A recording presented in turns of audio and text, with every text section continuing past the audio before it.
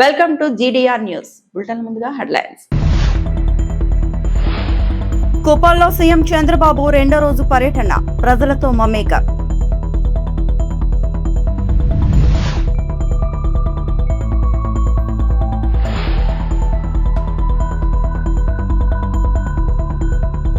అల్లూరు జయంతి వేడుకల్లో హోంమంత్రి అనిత ఘన నివాళి.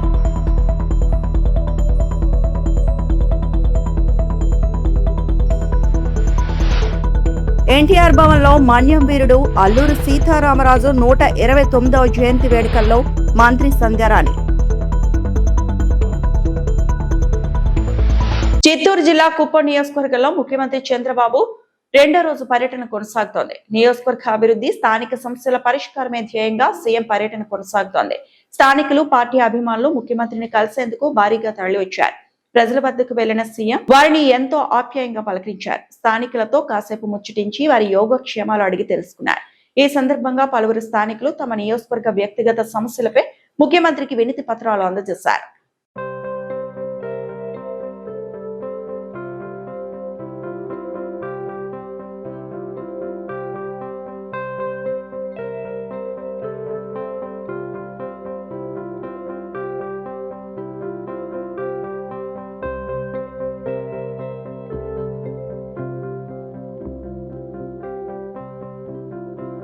ఆనకపల్లి జిల్లా పాయకరావుపేటలో స్వాతంత్ర సమర యోధుడు మన్యం వీరుడు అల్లూరి సీతారామరాజు జయంతి వేడుకలు ఘనంగా నిర్వహించారు. ఈ కార్యక్రమంలో హోంమంత్రి వంగలపూడి అనిత పాల్గొని అల్లూరి విగ్రహానికి పూలమాలలు వేసి నివాళులర్పించారు. నక్కపల్లి ఎంపీడీఓ కార్యాలయం ప్రాంగణంలో ఉన్న అల్లూరి సీతారామరాజు, డాక్టర్ బిఆర్ అంబేద్కర్, మహాత్మా గాంధీ విగ్రహాలకు హోంమంత్రి అనిత పూలమాలలు వేసి నివాళులర్పించారు. అనంతరం కార్యాలయ ఆవరణలో మొక్కలు నాటారు. ఈ సందర్భంగా మీడియాతో మాట్లాడిన ఆమె, భారత స్వాతంత్ర్యం కోసం పోరాడిన గొప్ప యోధుడు అల్లూరి సీతారామరాజు అని కొనియాడారు. ప్రజల హక్కులు, స్వాతంత్ర్యం కోసం 27 ఏళ్ల వయసులోనే ప్రాణత్యాగం చేసిన విప్లవ వీరుడుగా ఆయన చరిత్రలో చిరస్థాయిగా నిలిచారని అన్నారు.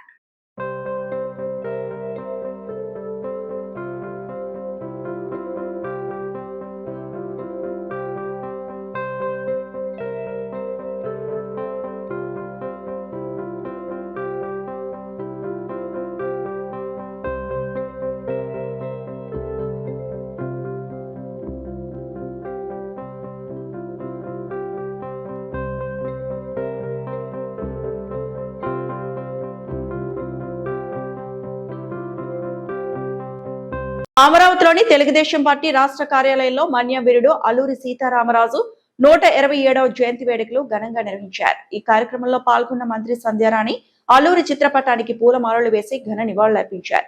గిరిజనుల హక్కులు, స్వేచ్ఛ కోసం బ్రిటిష్ పాలకులపై అల్లూరి సాగించిన వీరోచిత పోరాటం దేశ చరిత్రలో చిరస్థాయిగా నిలిచిందని ఆమె పేర్కొన్నారు. రంపా ఉద్యమంతో దేశవ్యాప్తంగా గుర్తింపు పొందిన అల్లూరి సీతారామరాజు గిరిజన యువతకు నిత్య స్ఫూర్తిగా నిలుస్తారని చెప్పారు. ఆయన నేర్పిన క్రమశిక్షణ, ధైర్యం, పట్టుదలను నేటి యువత ఆదర్శంగా తీసుకుని సమాజ అభివృద్ధికి కృషి చేయాలని మంత్రి సంధ్యారాణి పిలుపునిచ్చారు. జోహార్ మన్యం వీరుడు అల్లూరి సీతారామరాజు, జోహార్ మన్యం వీరుడు అల్లూరి సీతారామరాజు. ఈరోజు మన్యం వీరుడు గిరిజనుల ఆరాధ్య దైవం, పేదల పాలిట పెన్నిది అయిన అల్లూరి సీతారామరాజు గారి జయంతి సందర్భంగా ఆయనకి ఘనమైన నివాళులు అర్పిస్తూ, ఆ మహానుభావుడు పుట్టిన తర్వాత మా గిరిజనుల ఉన్నతి కోసం, అక్కడ ఉన్నటువంటి గిరిజనుల బానిసత్వాన్ని పారదోలడం కోసం బ్రిటిష్ వారితో అహర్నిశలు పోరాడి అక్కడ ఉన్నటువంటి గిరిజన యువతకి ధైర్యం, తెగువ, స్ఫూర్తి ఇచ్చి యువతంతా కూడా అల్లూరి సీతారామరాజు గారిని ఆదర్శంగా తీసుకోవాలి అని ఆ రోజు వారితో పాటు రంపా ఉద్యమంలో పాల్గొని ఆ రోజు బ్రిటిష్ వాళ్ళని గడగడలాడించినటువంటి విప్లవ వీరుడు అల్లూరి సీతారామరాజు. అల్లూరి సీతారామరాజు గారి జననం తర్వాత ఆ ఏరియాలో ఆ మహానుభావుడు తన బాల్యం నుంచి పరమపదించినంత వరకు, అంటే బ్రిటిష్ వారి చేతుల్లో వారు కన్ను మూసినంత వరకు, దొంగ దెబ్బతో వారిని హతమార్చినటువంటి బ్రిటిష్ వాళ్ళు కుట్రకి ఆ రోజు మొత్తం యావత్ గిరిజనులంతా కూడా కన్నీరు కార్చారు. ఆ రోజు యావత్ భారతదేశమే విచారం వ్యక్తం చేసింది. గిరిజనులకు ఉపాధి ఏ విధంగా కల్పించాలి, ఆ యువతకు ధైర్యాన్ని ఎలా నూరిపోయాలి అని అందరికీ నేర్పించినటువంటి మహాధైర్యశాలి, తెగువ ఉన్నటువంటి మనసున్నటువంటి అల్లూరి సీతారామరాజు గారు ఈరోజు జయంతి సందర్భంగా వారికి ఘనమైన నివాళులర్పిస్తూ వారి తాలూకా ఆదర్శం, తెగువ, ధైర్యం, సమయస్ఫూర్తి, క్రమశిక్షణ మనం అందరం కూడా అలవర్చుకోవాలని, యువత వారిని ఆదర్శంగా తీసుకోవాలని ఈ సందర్భంగా నేను తెలియజేసుకుంటూ, జోహార్ మన్యం వీరుడు అల్లూరి సీతారామరాజు గారు. Thank you. ఎన్టీఆర్ జిల్లా కలెక్టర్ ఓటర్ల జాబితా ప్రత్యేక సవరణ ప్రక్రియ గురించి ఈ సంవత్సరంలో వివరించారు. ఓటర్ల నమోదు మరియు వివరాల సరిచూత ప్రక్రియను సులభతరం చేసేందుకు ప్రతి పోలింగ్ కేంద్రం వద్ద 2 హెల్ప్ డెస్క్ లను ఏర్పాటు చేసినట్లు ఆయన పేర్కొన్నారు. తమ ఓటు హక్కు గురించి సందేహాలు ఉన్నవారు లేదా బిఎల్ఓలు అందుబాటులో లేనివారు ఈ కేంద్రాల ద్వారా డిజిటలైజేషన్ మరియు మ్యాపింగ్ పనులను పూర్తి చేసుకోవచ్చు. ఓటర్లు తమను కేటాయించిన బిఎల్ఓల ఫోన్ నంబర్ల ద్వారా కూడా అవసరమైన సమాచారాన్ని పొందే వీలుందని ఆయన స్పష్టం చేశారు. అర్హులైన ప్రతి ఒక్కరూ బాధ్యతాయుతంగా పాల్గొని ఎటువంటి తప్పులు లేని పారదర్శకమైన ఓటర్ల జాబితా రూపొందించడంలో సహకరించాలని కలెక్టర్ కోరారు. ఈ చర్యల ద్వారా ప్రతి ఓటరు తమ ఓటు హక్కును భద్రపరుచుకోవాలని ఆయన ఈ సందర్భంగా ప్రజలకు విజ్ఞప్తి చేశారు. ఎన్టీఆర్ జిల్లా కలెక్టర్ ఓటర్ల జాబితా ప్రత్యేక సవరణ ప్రక్రియ గురించి ఈ సంవత్సరంలో వివరించారు. స్పెషల్ ఇంటెన్సివ్ రివిజన్ ఎన్టీఆర్ జిల్లాలో ముమ్మరంగా జరుగుతూ ఉంది. ప్రతి బూత్ లెవెల్లో బిఎల్ఓస్ ఇంటింటికి విజిట్ చేస్తూ ఉన్నారు. ఫారమ్స్ని ఫిలప్ చేసిన ఫారం తీసుకొని దాన్ని డిజిటైజేషన్ కూడా చేయడం జరుగుతూ ఉంది. ఎవరికైతే ఈ డిజిటైజేషన్ చేస్తున్నప్పుడు ఫారం ఫిలప్ చేయడానికి కానీ, లేదా ఏం ఫిలప్ చేయాలో తెలియదని అన్నప్పుడు కానీ, లేదా ఎక్కడ ఇవ్వాలి తెలియట్లేదు, లేదా బిఎల్ఓ వచ్చినప్పుడు నేను ఇంటి దగ్గర లేదు, నేను పనికి వెళ్ళిపోతున్నాను, ఇటువంటి వాళ్ళకి అనుకూలంగా ఉండాలి, ఇటువంటి వాళ్ళకి అందుబాటులో పెట్టడానికి ప్రతి బూత్ లెవెల్లో 2 హెల్ప్ డెస్క్ కూడా పెట్టున్నాము. ఆ హెల్ప్ డెస్క్లో వెళ్ళి వాళ్ళు ఫారం ఇవ్వచ్చు, ఫారం అక్కడ కూర్చొని అక్కడ ఉన్న స్టాఫ్తో మాట్లాడి ఫిలప్ చేయించుకోవచ్చు. సో ఇవన్నీ చేసి కంప్లీట్గా ప్రతి ఒక్క ఓటర్ కూడా వాళ్ళ ఓటర్కి ఎక్కడ ఇబ్బంది లేకుండా, వాళ్ళ ఓటర్ మంది తొలగిపోయింది లేదా తీసేశారు లేదా వదిలేశారు అనే అపోహలు లేకుండా కంపల్సరీగా ఓటు భద్రపరుచుకునే కార్యక్రమంలో ఇటువంటి హెల్ప్ డెస్క్ కూడా పెట్టడం జరిగింది. ఈ అవకాశాన్ని దయచేసి అందరూ సద్వినియోగం చేసుకోండి. మీకు ఏం డౌట్ ఉన్నా కూడా మీకు ఇచ్చిన ఫారంలో పైన బిఎల్ఓ పేరు అలాగే బిఎల్ఓ నంబర్ ఉంటుంది. ఆ నంబర్కి ఫోన్ చేసి కూడా ఇన్ఫర్మేషన్ మీరు అందచేయచ్చు. ఆ ఇన్ఫర్మేషన్ అక్కడి నుంచి తీసుకోవచ్చు. ఏ టైంలో బిఎల్ఓకి వెళ్ళి ఇవ్వాలని కూడా తెలుసుకోవచ్చు. అలాగే డిజిటైజేషన్ కూడా చేయించుకోవచ్చు. ఇదే కాకుండా ఈ 2002లో కొంతమందికి ఓటు ఉండదు, ఇప్పుడు వాళ్ళు ఓటర్ అయి ఉంటారు. వాళ్ళు కూడా ఈ స్పెషల్ ఇంటెన్సివ్ రివిజన్లో మ్యాపింగ్ చేసుకోవాల్సి ఉంటుంది. ఆ మ్యాపింగ్ ప్రక్రియ కూడా మీరు మొబైల్లో కూడా వెతుక్కోవచ్చు. అంటే 2002లో ఎక్కడ ఉండేవారు, ఆ డీటెయిల్స్ ఏంటి, ఆ పోలింగ్ స్టేషన్ నెంబర్ ఏంటి, సీరియల్ నెంబర్ ఏంటి అనేది. లేదు నాకు సర్చింగ్ తెలియట్లేదంటే మీకు బిఎల్ఓ దగ్గర కానీ, లేదా ఇప్పుడు ఏదైతే హెల్ప్ డెస్క్ పెట్టినామో ప్రతి బూత్ లెవెల్లో 2 అక్కడికి వెళ్ళి అక్కడ ఉన్న అధికారులని, స్టాఫ్ని అడిగితే వాళ్ళే మీకు సెర్చ్ చేసి మ్యాప్కి చేసి ఇస్తారు. ఈ ప్రక్రియలో దయచేసి ప్రతి ఒక్క ఓటరు పాల్గొనండి. ఎస్ఐఆర్ని పకడ్బందీగా అలాగే నిమగ్నత చేసి మనము ఎక్కడ మిస్టేక్స్ లేకుండా స్పెషల్ ఇంటెన్సివ్ రివిజన్ ద్వారా ప్యూర్ ఎలక్టరల్ లోన్ చేయడానికి ప్రతి ఒక్కరు సహకరించండి. అలాగే ప్రతి ఒక్కరు వాళ్ళ ఓటుని భద్రపరుచుకునే దాంట్లో ప్రతి ఒక్కరు పాజిటివ్గా అలాగే ప్రొయాక్టివ్గా ఇన్వాల్వ్ అవ్వండి ఈ సందర్భంగా కోరుతున్నాను. బడుగు బలహీన వర్గాల ఆశాజ్యోతి వంగవీటి మోహన రంగ 79వ జయంతి వేడుకలు అంగరంగ వైభవంగా జరిగాయి. ఈ వేడుకలకు వంగవీటి మోహన్ రంగ గారి కుమార్తె ఆశా కిరణ్ ఆయన విగ్రహానికి పూలమాలలు వేసి కేక్ కటింగ్ చేసి అభిమానులకు వంగవీటి మోహన్ రంగ గారి జన్మదిన శుభాకాంక్షలు తెలియజేశారు. అభిమానులకు వంగవీటి మోహన రంగ గురించి దిశానిర్దేశం చేసి ఈ జిల్లాకి శ్రీ వంగవీటి మోహన రంగ గారి పేరు పెట్టాలని మరియు రంగా గారి అంత్యక్రియలు కృష్ణానదిలో జరిగాయని, అక్కడ రంగా గారి స్మారక ఘాట్ను నిర్మించాలని ప్రభుత్వాన్ని కోరడం జరిగిందని, రాధారంగ మిత్ర మండలితో కలిసి వెళ్లి డిప్యూటీ సీఎం పవన్ కళ్యాణ్ ని కలిసి వినతి పత్రం ఇస్తామని మీడియా సమావేశంలో తెలియజేయడం జరిగింది. వాళ్ళ ఈ సందర్భంగా ప్రభుత్వాన్ని మళ్ళీ అడుగుతున్నాము, రంగా గారి పేరు జిల్లాకి పెట్టమని. అలాగే రంగా గారి అభిమానులు కోరిక కూడా ఉంది. ఆయన చనిపోయి ఇన్నేళ్ళైనా ఒక స్మారక ఘాట్ అనేది లేదు. పెద్ద నాయకులకి స్మారక ఘాట్ ఉంది, కానీ రంగా గారు చనిపోయినా ఇప్పుడు దాకా ఒక స్మారక ఘాట్ అనేది స్థాపించలేదు. రంగా గారి అంత్యక్రియలు కృష్ణానదిలో చేశారు. ఆ కృష్ణానది కట్టిన ఒక స్మారక ఘాట్ స్థాపించాలని చెప్పి కోరుతున్నాను. డిప్యూటీ సీఎం పవన్ కళ్యాణ్ గారు ఎన్నోసార్లు బహిరంగంగా రంగా గారు అంటే అభిమానం ఉందని చెప్పన్నారు. ఇవాళ ఆయన అధికారంలో ఉన్నారు, ఆయన చేస్తారనే నమ్మకం మాకు ఉంది. నేను త్వరలోనే మా రాధారంగ మిత్రమండలి సభ్యులతో పాటు వెళ్ళి ఆయనకు ఒక రిప్రజెంటేటివ్ లెటర్ ఇస్తాము. స్మారక ఘాట్ గురించి అలాగే జిల్లా గురించి కూడా రిప్రజెంటేటివ్ లెటర్ ఇస్తాము. మాతో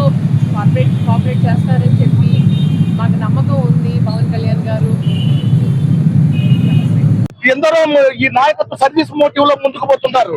నేను కూడా ఈ రంగాభిమానిగా ఆయన యొక్క గొప్పతనాన్ని ఎన్నో కోణాలలో నిజంగా నాకు ఆయన చూస్తుంటే ఎంతో అభిమానం కలుగుతుంది, ఎంతో ప్రేమ కలుగుతుంది. పేదల కోసము, బడుగుల కోసము, అణగారిన జాతుల కోసం ఆయన జీవితం అంకితం చేశాడు.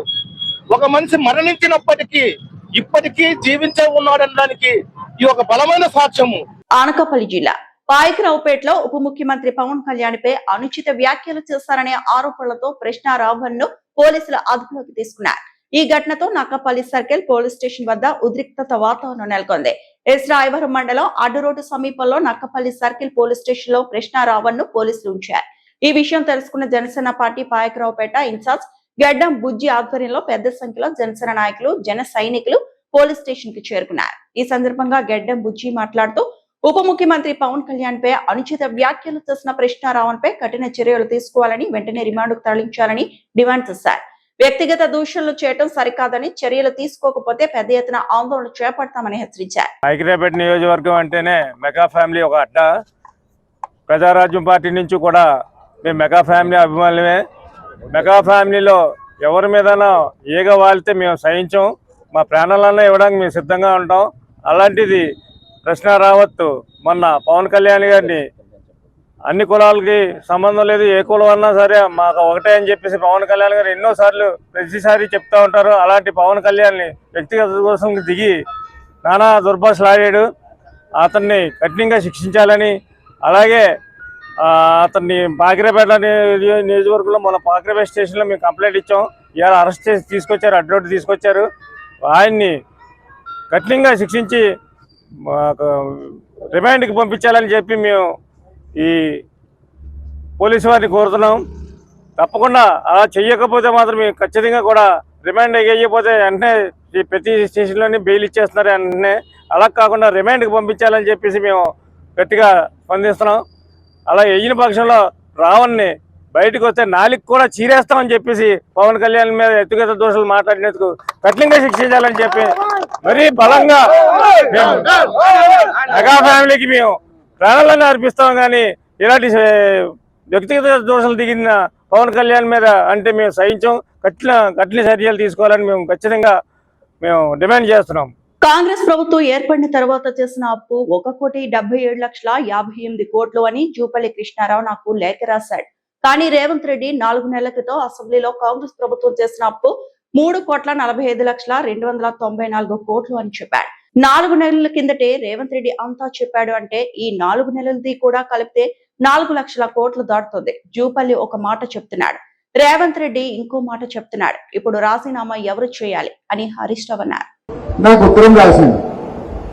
ఆ ఉత్తరంలో ఏం చెప్పిందంటే, కాంగ్రెస్ గవర్నమెంట్ వచ్చిన ఇన్ని రోజుల పాటు ఆయన చాలా సీనియర్ మంత్రి 5 దగ్గర పనిచేశాడు.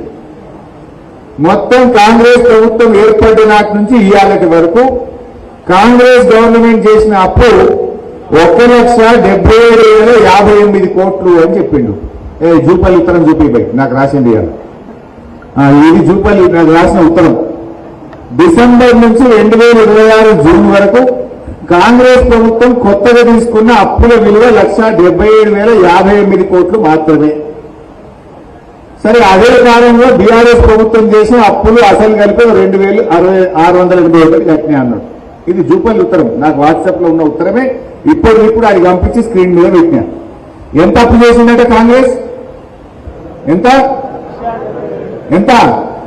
1,77,58 కోట్లు అని జూపల్లి నాకు ఇవాళ ఇప్పుడు రాసిన ఉత్తరం. ఇప్పుడే నా ఫోన్లో ఉన్నది. ఆ ఫోన్లోకి వెళ్ళి తీసి పెట్టినా. ఇక నేను రిజర్వ్ బ్యాంక్ ఆఫ్ ఇండియా రాష్ట్ర ప్రభుత్వం చాలా రకాల అప్పులు చేసింది. టీజీఐసి అప్పు చేసింది, హెచ్ఎండిఎల్ అప్పు చేసింది, భూములు అమ్మింది, సివిల్ సప్లైస్ కార్పొరేషన్ లో తెచ్చింది, ట్రాన్స్కోలో తెచ్చింది, డిస్కామ్ లో తెచ్చింది. అవన్నీ లెక్క తీస్తే 4.5 लाख కరోడ్ అవుతుంది. కానీ అఫీషియల్ గా రిజర్వ్ బ్యాంక్ ఆఫ్ ఇండియా నుంచి తెచ్చిన అప్పులు ఒక్కసారి చూపిస్తే అది చూపి బాబు. అంటే రాష్ట్ర ప్రభుత్వం రిజర్వ్ బ్యాంక్ ఆఫ్ ఇండియా నుంచి ఏ రోజు ఎన్ని అప్పులు తెచ్చింది, పెద్దగా చేసి కింది కానీ పైకి పోతా ఉందాం. ఏ రోజు డైలీ డేట్ వైజ్ తెచ్చినాయి. జర పెద్దగా బిడ్డ అవుతుందా? స్క్రీన్ పెద్దగా ఎత్తు కాదా? ఓకే. ఫస్ట్ చూడండి, డిసెంబర్ 12, 2023. అంటే కాంగ్రెస్ వచ్చింది డిసెంబర్ 7, 2023. డిసెంబర్ 12, 2023 నాడు 500 కోట్లు. డిసెంబర్ 19, 2023 నాడు 500. ఇది పైకనిగా అట్లా ఒక్కొక్క డేట్ మొత్తం తెచ్చుకుంటూ లాస్ట్ అప్ ఎప్పుడు వచ్చింది? జూన్ 30, 2026. ఇవాళ ఎంత డేటు? జూలై 3 తారీఖు. లాస్ట్ అప్ ఎప్పుడు తెచ్చిందంటే జూన్ 30, 2026 నాడు 2000 కోట్ల అప్పు తెచ్చిండు. అది 175వసారి రిజర్వ్ బ్యాంక్ ఆఫ్ ఇండియాలో తెచ్చిన FRBM అప్పు. మొత్తం పూర్తి ఎంత ఏమవుతుందా? 1,86,067 కోట్లు. ఇది నాది కాదు statement, reserve bank of India. మీరెవ్వరు పోయి గూగుల్లో కొట్టినా తెలంగాణ ప్రభుత్వం తెచ్చిన అప్పు రిజర్వ్ బ్యాంక్ ఆఫ్ ఇండియా ద్వారా FRBM అప్పు ఎంత అని గూగుల్ అడిగినా, reserve bank of India website పోయి చూసినా ఎంతుంది అప్పు? 1,86,087 కోట్లు. మరొకసారి చూపండి పెట్టు. రావణ్పై కుట్ర జరుగుతోందని ప్రముఖ న్యాయవాది మాజీ న్యాయమూర్తి జడా శ్రవణ్ కుమార్ ప్రభుత్వంపై పోలీసుల తీరుపై మండిపడ్డారు. యూట్యూబర్ రావణ్ చేసిన వ్యాఖ్యలు దుమారమే లేపి పలు కేసులు నమోదైన నేపథ్యంలో న్యాయవాది జడా శ్రవణ్ కుమార్ మీడియాతో మాట్లాడారు. ఈ రోజు రావణ్ కి 3rd కేసులో రిమాండ్ పెడుతున్నారు. మరి రిమాండ్ ఇప్పుడు పెడతారా, లేకపోతే ఎప్పుడు పెడతారు, లేకపోతే రేపు ఉదయం నుంచి తహసీల్దార్లు రేపటి నుంచి ఇన్ఛార్జిగా ఉండబోతున్నారు. రేపు జ్యుడిషియల్ ఆఫీస్ అందరికీ కూడా ఇక్కడ కాన్ఫరెన్స్ ఉన్న కారణంగా tahsildar is a political post. So తహసీల్దార్కి 7 రోజులు రిమాండ్ ఇచ్చే పవర్ ఉంటుంది. సో రేపు గనక రిమాండ్ తహసీల్దార్ దగ్గరకు తీసుకెళ్లటం మాత్రం పూర్తిగా, ఎందుకంటే రాత్రి 9 గంటలకి రావణ్ని కస్టడీలోకి తీసుకున్నారు. 9 గంటల లోపు అంటే 24 గంటలు దాటుతున్న కారణంగా 9 గంటల లోపు రావణ్ని జ్యుడిషియల్ మ్యాజిస్ట్రేట్ దగ్గర పెట్టాలి. కూడదు అని నేను రాష్ట్ర ప్రభుత్వాన్ని, ఎస్పీని కూడా హెచ్చరిస్తున్నా, తహసీల్దార్ని కూడా చెప్తున్నా, కూడదు అని. ఈ రోజు రిమాండ్ పెట్టకుండా రేపు ఉదయం గనక ఎగ్జిక్యూటివ్ మెజిస్ట్రేట్ గా తహసీల్దార్ ఉంటాడు కదా, తహసీల్దార్ మనం ఎంపాయింట్ చేసినోడే కదా, ఎట్లా ఒకళ్ళకి రిమాండ్ తీసేసుకుని 7 రోజుల తర్వాత చూసుకుందాం, పీటీ వారెంట్లు వేసుకుందామని మీరు ఏమైనా ప్రయత్నాలు చేస్తే మాత్రం చెప్తున్నాను కదా, హైకోర్టులో తహసీల్దార్ పోస్ట్ ఊడిపోతుంది, హైకోర్టులో పోలీసుల పోస్ట్ ఊడిపోతుంది. మీరు రాజకీయ నాయకుల కోసం మీ ఉద్యోగాలు పోగొట్టుకోవద్దు. చట్టం ప్రకారం రాత్రి 9 గంటలకు మీరు అతన్ని అరెస్ట్ చేశారు. 9 గంటల లోపు 24 గంటలు అవుతుంది కాబట్టి జడ్జి గారి ముందు ప్రవేశపెట్టాలి. జడ్జి గారు ఏం ఆర్డర్ ఇస్తే మేము దానికి రెడీగా ఉన్నాం. ఎగ్జిక్యూటివ్ మేజిస్ట్రేట్ దగ్గర ప్రవేశపెడితే మాత్రం రాష్ట్ర ప్రభుత్వం యూట్యూబర్ ప్రశ్న రావణ్ పై పలు పోలీస్ స్టేషన్లలో నమోదు అయ్యి అరెస్టు విడుదల అవుతున్న సందర్భంగా అతనికి ప్రముఖుల నుండి మద్దతు పెరుగుతోంది. అసలు రాజ్యాంగ రూల్స్ కూటమి ప్రభుత్వంలో ఉన్న ముఖ్యమంత్రి చంద్రబాబు నాయుడికి, ఉప ముఖ్యమంత్రి పవన్ కళ్యాణ్కి తెలుసా అంటూ మాజీ IAS అధికారి liberal Congress party chief Vijay Kumar తీవ్ర స్థాయిలో మండిపడ్డారు. ఈ సందర్భంగా ఆయన వీడియో రిలీజ్ చేశారు. ఏపీ గవర్నమెంట్ ప్రశ్న రావణ్ని అరెస్ట్ చేయడాన్ని లిబరేషన్ కాంగ్రెస్ పార్టీ నిర్ద్వందంగా ఖండిస్తుంది. ఒకవైపు పోలీసులు సామాన్యులను ఎత్తుకెళ్లిపోయి మాయం చేసేసి చంపేస్తున్నారు. లా అండ్ ఆర్డర్ అదుపు తప్పింది, నియంత్రణ లేదు, శాంతి భద్రతలు అధీనంలో లేకుండా పోయాయని ప్రజలు ఆందోళన చెందుతున్నటువంటి సమయంలో ఒక సామాన్య యూట్యూబర్ ని, జనాన్ని చైతన్యపరుస్తున్నటువంటి ఒక యూట్యూబర్ ని అన్యాయంగా అరెస్ట్ చేయటం, అక్రమంగా వారు నిర్బంధించడం అనే దాన్ని మేము ఖండిస్తూ ఉన్నాము. ఇది ప్రజాస్వామ్యమా లేక నియంతృత్వమా? ప్రజాస్వామ్యంలో ప్రాథమిక హక్కులు అనేవి అందరికీ కూడా సమానంగా ఉంటాయి. పాలకులకు ఒక రకంగా, సామాన్యులకు మరొక రకంగా ఉంటాయా? గౌరవ ఉప ముఖ్యమంత్రి పవన్ కళ్యాణ్ గారు ప్రాథమిక హక్కులు ఆర్టికల్ 19 ని చదివి జనానికి వినిపిస్తూ ఉన్నారు. ఫండమెంటల్ రైట్స్ కాన్స్టిట్యూషన్ లో ఆర్టికల్ 19 అనేది ఫ్రీడమ్ ఆఫ్ స్పీచ్. అందులో 6 రకాలైనటువంటి ఫ్రీడమ్స్ ఉన్నాయి. ఫ్రీడమ్ ఆఫ్ స్పీచ్ ఎక్స్ప్రెషన్ ఉంది, ఫ్రీడమ్ ఆఫ్ పీస్ఫుల్ అసెంబ్లీ ఉంది, freedom to form associations, unions ఉంది, freedom to move anywhere in the territory of India, freedom to reside and settle anywhere in the territory of India, freedom to practice any profession or any occupation, trade or business అనేటువంటి అంశాలన్నీ కూడా దీనిలో ఉన్నాయి. అదే విధంగా article 20 protection against conviction. No person shall be convicted of any of the offence except for violation of the law in force. No person shall be prosecuted or punished for same offence multiple times. అదే విధంగా no person charged of any offence shall be forced to become a witness against himself. అది article 20 చెప్తుంది. Article 21 no person shall be deprived of life and personal liberty అని చెప్తున్నాయి. ఇవి ప్రాథమికమైనటువంటి హక్కులు, ప్రతి పౌరుడికి రాజ్యాంగం ఇచ్చినటువంటివి. మరి ఇలాంటివి సామాన్యులకు ఒక రకంగా, పాలకులకు ఒక రకంగా ఉంటాయా? వీరు ఆ ప్రాథమిక హక్కుల్లో ఉండేటువంటి రిస్ట్రిక్షన్స్ గురించి మాట్లాడుతున్నారు. నేషనల్ ఎమర్జెన్సీ ప్రకటించినప్పుడు సాధారణంగా ప్రాథమిక హక్కులన్నీ కూడా సస్పెండ్ చేయబడతాయి, ఎక్సెప్ట్ ఆర్టికల్ 20 and 21. ఇది 20 అనేది ప్రొటెక్షన్ అగెనిస్ట్ కన్విక్షన్ అయితే 21 అనేది లైఫ్ అండ్ పర్సనల్ లిబర్టీ. ఈ రెండు కూడా ఏ విధంగానూ సస్పెండ్ చేయడానికి వీల్లేదు. ఇండియన్ కాన్స్టిట్యూషన్ లో ఉన్న ఫండమెంటల్ రైట్స్ అబ్సల్యూట్ కాదు, కానీ 20-21 మాత్రం సస్పెండ్ చేసే అవకాశం లేదు. గౌరవ కళ్యాణ్ గారు ఏం మాట్లాడుతున్నారు అంటే 19 లో రిస్ట్రిక్షన్స్ ఉన్నాయి అని చెప్తున్నారు. ఎస్, అగ్రీడ్, రిస్ట్రిక్షన్స్ ఉన్నాయి. దేనికి సంబంధించి? National sovereignty, integrity, public order, decency, అలాగే డిఫమేషన్. నెక్కొండ రోడ్డులో వర్షపు నీరు నిలిచిన ప్రాంతాన్ని పరిశీలించిన 10వ ward councillor Hanmakonda Sridhar. Municipal commissioner Katam Bhaskar Narsampet పట్టణంలో 10వ వార్డు నెక్కొండ రోడ్డు గుంతలు పడి వర్షపు నీరు రోడ్డుపై నిలిచిపోయిన ప్రాంతాన్ని స్థానిక 10వ ward councillor Hanmakonda Sridhar, municipality commissioner Katam Bhaskar గారు పరిశీలించారు. గుంతలు పడిన ప్రాంతాన్ని వెంటనే పూడ్చాలని, వాహనదారులు, బాటసారులు ఇబ్బందులు పడకుండా చూడాలని స్పందించిన 10వ వార్డు కౌన్సిలర్ హన్మకొండ శ్రీధర్ తెలియజేశారు.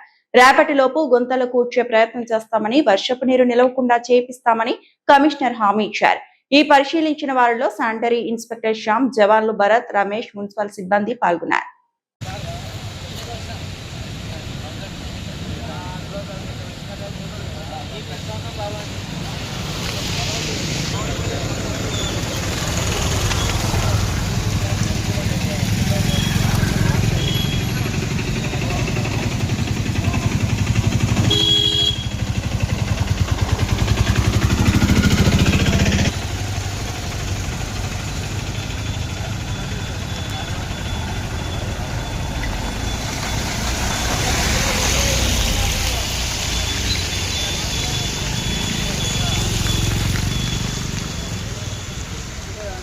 హనుమకొండ జిల్లా షాయంపేట మండల కేంద్రంలోని రైతు వేదికలో శనివారం భూపాలపల్లి ఎమ్మెల్యే గండ్ర సత్యనారాయణరావు లబ్ధిదారులకు సీఎం సహాయ నిధి చెక్కులను పంపిణీ చేశారు.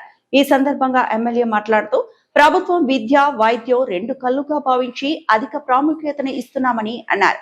సీఎం సహాయ నిధి నిరుపేదలకు వరంగా మారిందని, చికిత్స చేసుకోలేని నిరుపేదలకు 48 గంటల్లో ఎల్ఓసి ఇప్పిస్తానని భరోసా ఇచ్చారు. ఈ కార్యక్రమంలో కాంగ్రెస్ మండల పార్టీ అధ్యక్షుడు దూదిపాల బుచ్చిరెడ్డి, నాయకులు చక్రపాణి శ్రీనివాసరెడ్డి, చంద్రప్రకాష్, సర్పంచ్లు చింతల ఉమా, రవిపాల్, గజి ఐలమ్మ, హింగే భాస్కర్, కుకిడి శివాజీ, మంది దీన ప్రభాకర్ తదితరులు పాల్గొన్నారు.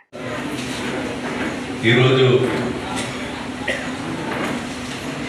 ఆరోగ్యశ్రీ 5 లక్షల నుండి 10 లక్షలకు పెంచి ఆరోగ్యశ్రీల కవర్ గాని ఏదైతే లబ్ధిదారులు ఉంటారో వారందరూ కూడా బిల్లులు ప్రభుత్వానికి ఇస్తే అవన్నీ కూడా సీఎం రిలీఫ్ చెక్కులు 30వసారి ప్రతి నెలకు ఒకసారి. ఈరోజు 30 విడతలో 254 మందికి 83,75,800 రూపాయలు ఈ విడతలో పంపిణీ చేయడం జరుగుతూ ఉంది. ఆరోగ్యశ్రీలో రాని ఏదైతే కేసులు ఉన్నాయో, డబ్బులు పెట్టుకోలేని పరిస్థితి ఉన్నవారు నిమ్స్ హాస్పిటల్ నుంచి ఎస్టిమేట్ తీసుకొచ్చి మనకిస్తే 1400 మందికి చికిత్స చేయించా. రాబోయే రోజుల్లో కూడా ఆరోగ్యశ్రీల కవర్ కాక నిమ్స్ హాస్పిటల్ నుంచి మీరు ఎస్టిమేట్ తెచ్చి మాకు ఇస్తే 50,000 నుంచి మీకు 5 లక్షలైనా 10 లక్షలైనా ఎల్ఓసి ఇచ్చి డబ్బుల కాగితం ఇచ్చి చికిత్స చేయించేటువంటి బాధ్యత ఈ ప్రభుత్వం తీసుకుంటుందని మీకు ఈ సందర్భంగా తెలియజేస్తూ దీన్ని అందరూ కూడా సద్వినియోగం చేసుకోవాల్సిందిగా విజ్ఞప్తి చేస్తున్నాం. అదేవిధంగా ప్రైమరీ హెల్త్ సెంటర్ను, సివిల్ హాస్పిటల్, డిసిహెచ్ హాస్పిటల్స్కు, జిల్లా కేంద్రంలో ఉన్నటువంటి ప్రభుత్వ హాస్పిటళ్లను కూడా పటిష్టం చేసి ఈ జిల్లా కేంద్రంలో, నియోజకవర్గ కేంద్రంలో ఉన్నటువంటి ఈ వార్తలు ఎందరితో సమాప్తం.